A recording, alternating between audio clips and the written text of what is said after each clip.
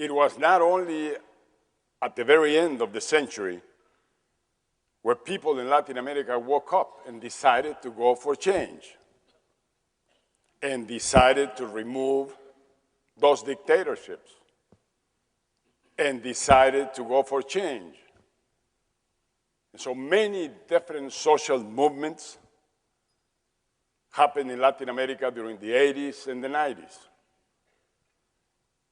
And we did not only reach and consolidated democracies in our nations.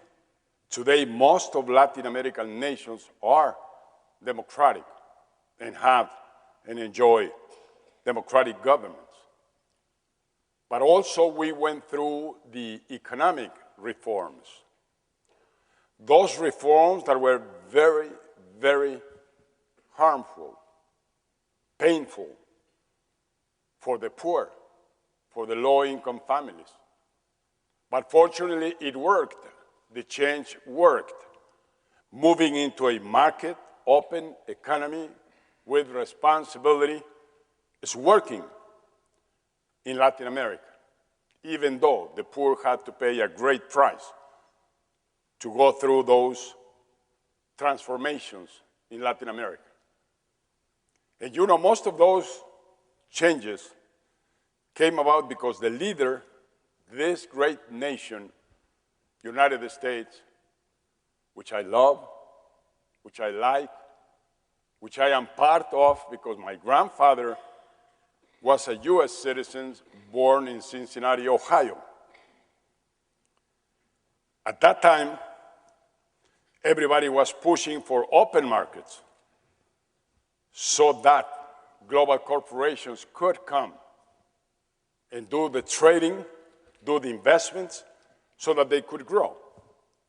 And fortunately, they taught us in different nations, on the developed nations, that the system works, that the market economy works. And precisely because of that reason, it's sad to see today that the leader, the nation that taught all of us to open our markets, now is going backwards. Now it's building walls. Now it's isolating itself from the rest of the world. It's difficult for me to comprehend how the leading nation of the world now has to do that, to go exactly to do what we were taught not to do.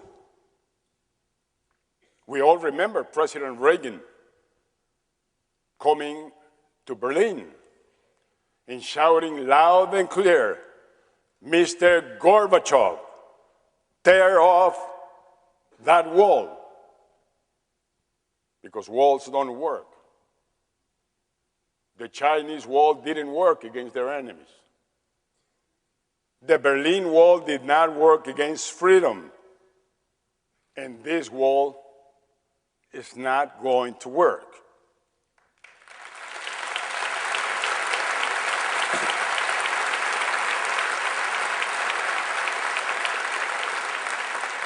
This nation has much better talent. This has been a democratic nation for 200 years now. And I am sure that we can look for common sense solutions, that we can look for alternative ways and means to go and make sure that we make out of the migration issue a win-win situation.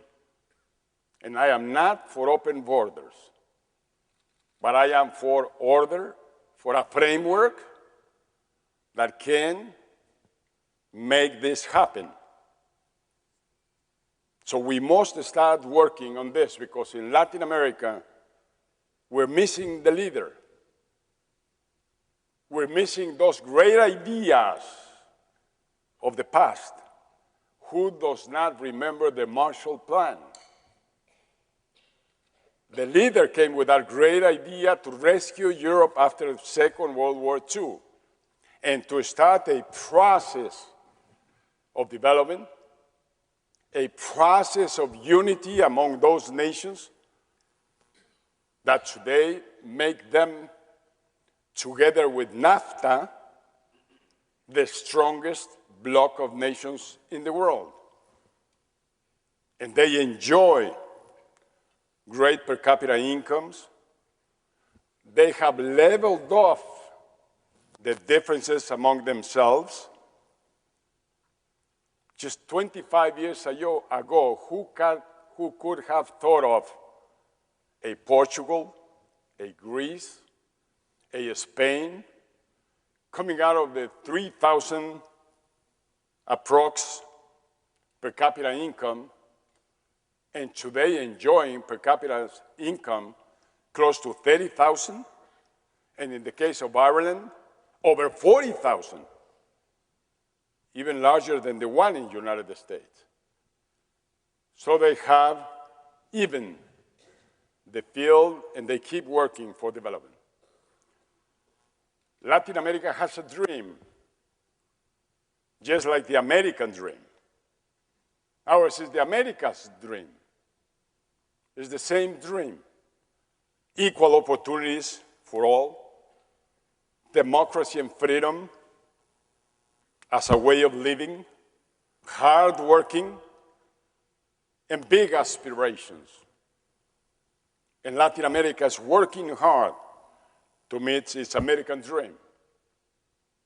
Just like my grandfather did when he decided to move from Cincinnati, Ohio, down to Guanajuato, Mexico, on a horse, crossing deserts, mountains, rivers, after his American dream.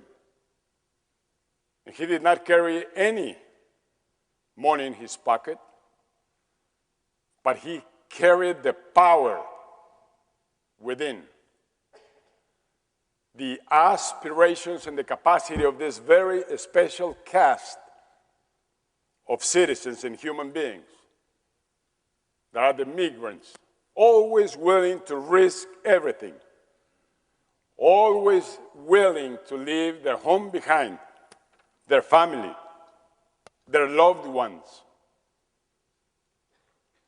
always with these ideals and these big dreams. That's why I appreciate them so much. That's why I think they are a real example. So in Latin America, we have to start making sure that the 21st century is the century of Latin America.